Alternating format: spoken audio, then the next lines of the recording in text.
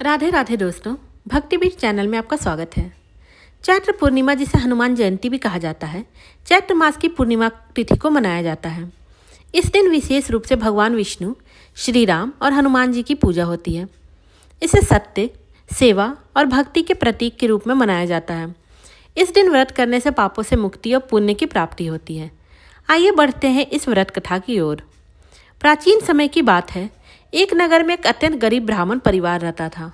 ब्राह्मण अत्यंत धार्मिक था और हर पूर्णिमा को व्रत करता था, परंतु उसकी पत्नी हमेशा व्रत का विरोध करती थी और कहती थी, व्रत से पेट नहीं भरता, काम करो और कुछ कमाओ। एक दिन चैत्र पूर्णिमा आई। ब्राह्मण ने निश्चय किया कि वह फिर से व्रत करेगा और श्री हरि की पूजा करेगा।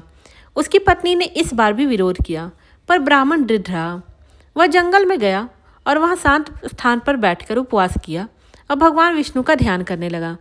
पूर्णिमा की रात भगवान विष्णु ने प्रकट होकर कहा, वत्सव, मैं तुम्हारी भक्ति से प्रसन्न हूँ।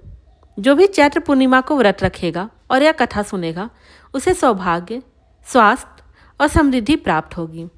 भगवान ने उसे आशीर्वाद दिया और कहा, तुम्हारे घर में अब कभी भी अन्न की कमी नहीं होगी। जब ब्राह्मण घर लौटा तो देखा कि उसकी झोपड़ी में पहले से ही अन्न, वस्त्र और धन रखा हुआ है। उसकी पत्नी यह चमत्कार देखकर स्तब्ध रह गई और उसने भी आगे से व्रत में उसका साथ देने का संकल्प लिया। दोस्तों, ये कहानी हमें सिखाती है कि चैत्र पूर्णिमा व्रत भक्ति, धैर्य और ईश्वर में श्रद्धा का प्रतीक है। यह व्रत करने और कथा सुनने से जीवन में सुख, शांति, धन और मोक्ष की प्राप्ति होती है।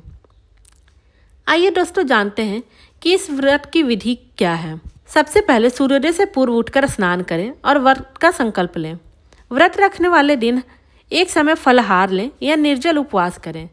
भगवान विष्णु और हनुमान जी की पूजा करें। शाम को कथा सुनें या फिर पढ़ें। आरती करें और प्रसाद वितरित करें। रात को चंद्रमा को अर्घ्य देकर व्रत का पारण करें। दोस्तों, अगर कथा अच्छी लगी हो तो वीडियो को लाइक करें और चैनल को सब्सक्राइब करें। राधे राधे दोस्तों।